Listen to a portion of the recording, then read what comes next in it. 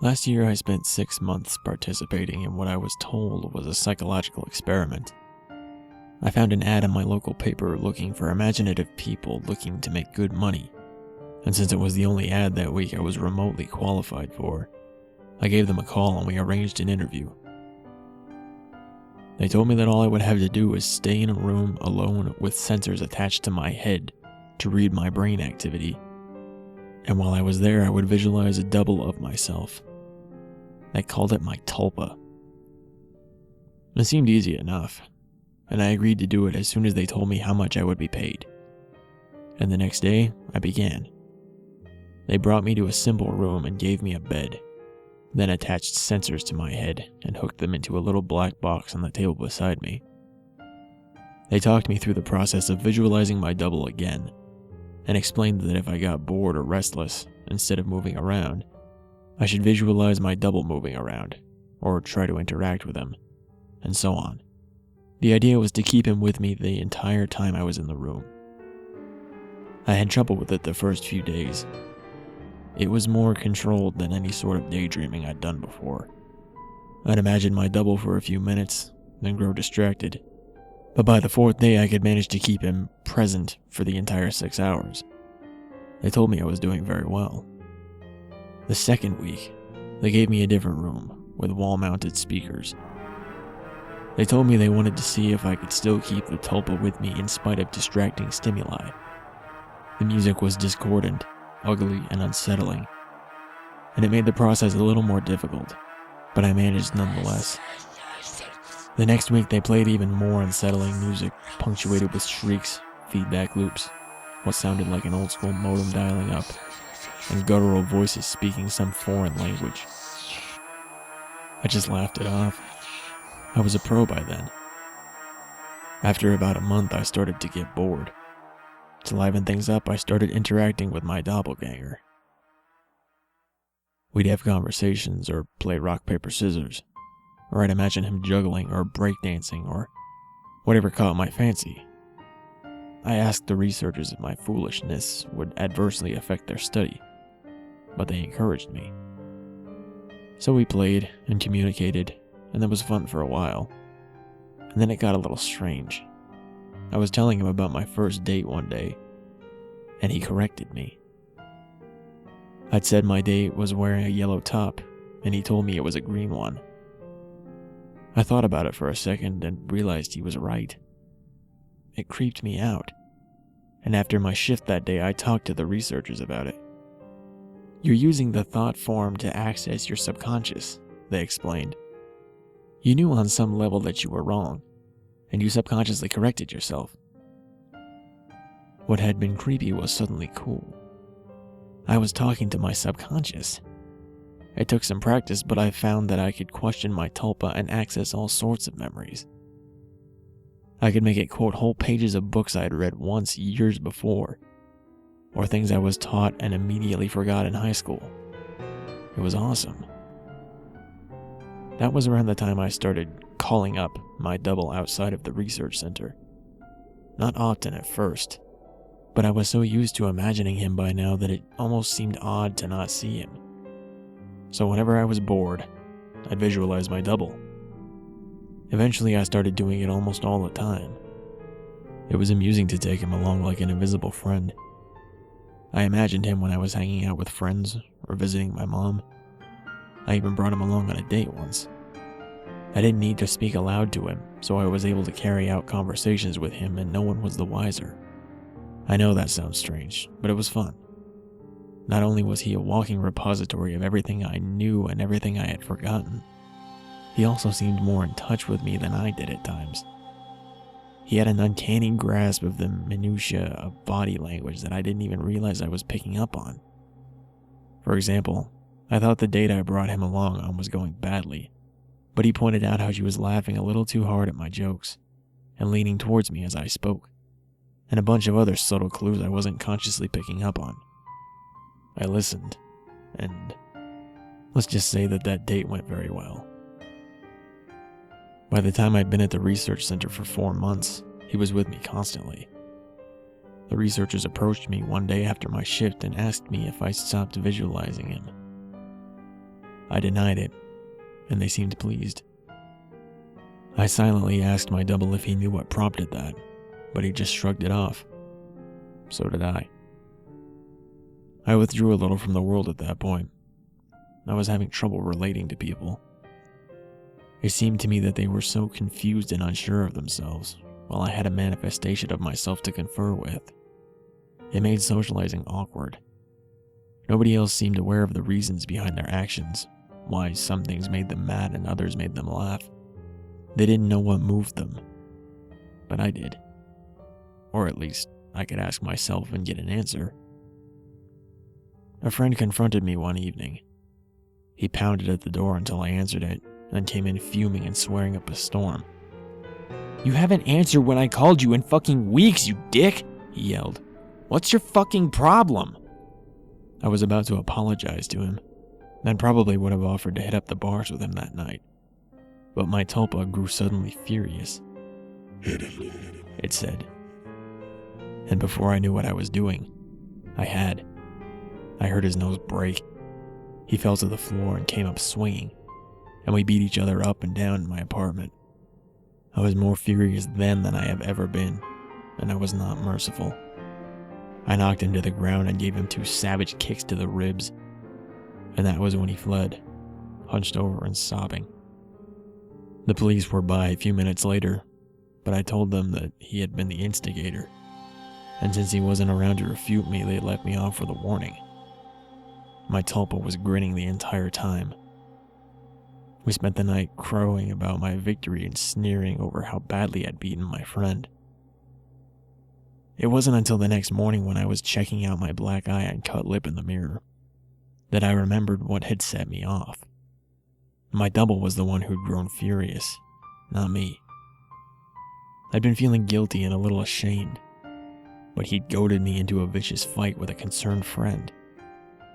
He was present, of course, and knew my thoughts. "You don't need him anymore. You don't need anyone else," he told me, and I felt my skin crawl. I explained all this to the researchers who employed me, but they just laughed it off. "You can't be scared of something you're imagining," one told me. My double stood beside him and nodded his head, then smirked at me. I tried to take their words to heart, but over the next few days I found myself growing more and more anxious around my Tulpa, and it seemed that he was changing. He looked taller and more menacing. His eyes twinkled with mischief, and I saw malice in his constant smile. No job was worth losing my mind over, I decided. If he was out of control, I'd put him down. I was so used to him at that point that visualizing him was an automatic process, so I started trying my damnedest not to visualize him. It took a few days, but it started to work somewhat. I could get rid of him for hours at a time, but every time he came back, he seemed worse. His skin seemed ashen, his teeth more pointed. He hissed and gibbered and threatened and swore. The discordant music I'd been listening to for months seemed to accompany him everywhere. Even when I was at home, I'd relax and slip up, no longer concentrating on not seeing him, and there he'd be, and that howling noise with him. I was still visiting the research center and spending my 6 hours there. I needed the money, and I thought they weren't aware that I was now actively not visualizing my Tulpa. I was wrong. After my shift one day, about 5.5 months in, 2 impressive men grabbed and restrained me, and someone in a lab coat jabbed a hypodermic needle into me. I woke up from my stupor back in the room, strapped into the bed, music blaring, with my doppelganger standing over me cackling. He hardly looked human anymore. His features were twisted, his eyes were sunken into their sockets and filmed over like a corpse's. He was much taller than me, but hunched over. His hands were twisted and the fingernails were like talons. He was, in short, fucking terrifying. I tried to will him away, but I just couldn't seem to concentrate. He giggled, and tapped the IV in my arm. I thrashed in my restraints as best I could, but could hardly move at all. They're pumping you full of good shit, I think. How's the mind? All fuzzy. He leaned closer and closer as he spoke. I gagged. His breath smelled like spoiled meat. I tried to focus but couldn't banish him. The next few weeks were terrible. Every so often, someone in a doctor's coat would come in and inject me with something, or force-feed me a pill. They kept me dizzy and unfocused, and sometimes left me hallucinating or delusional. My thought form was still present, constantly mocking. He interacted with, or perhaps caused, my delusions.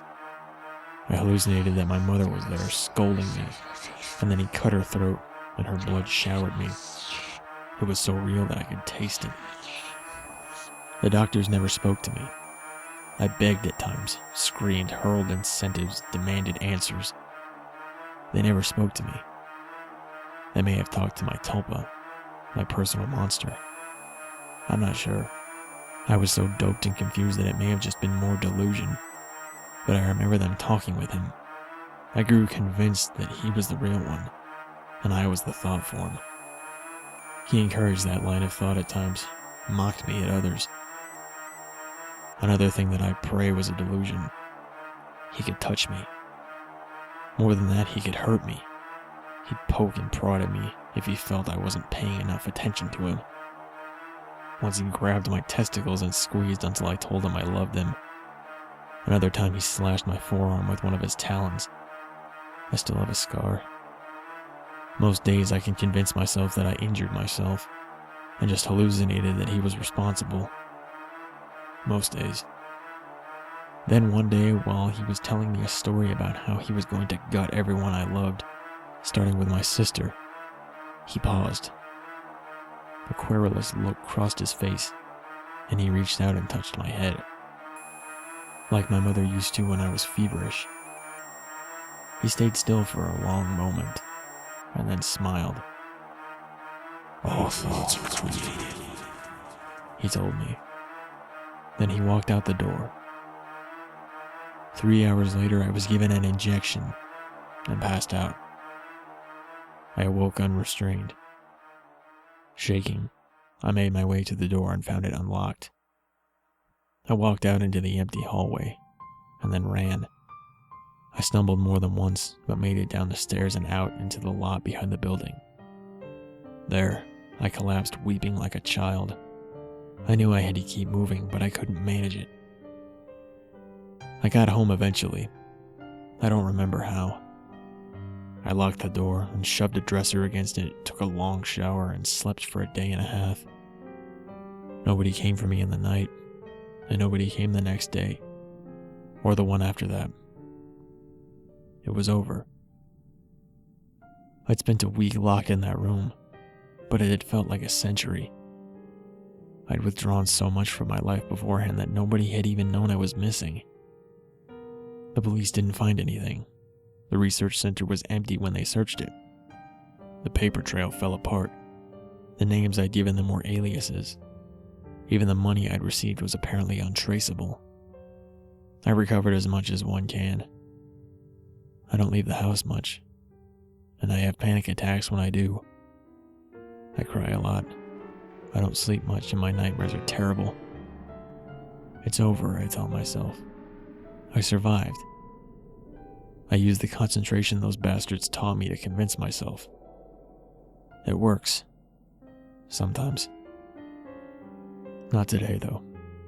3 days ago, I got a phone call from my mother. There's been a tragedy. My sister's the latest victim in a spree of killings, the police say. The perpetrator mugs his victims, then guts them. The funeral was this afternoon. It was as lovely as a funeral service can be, I suppose.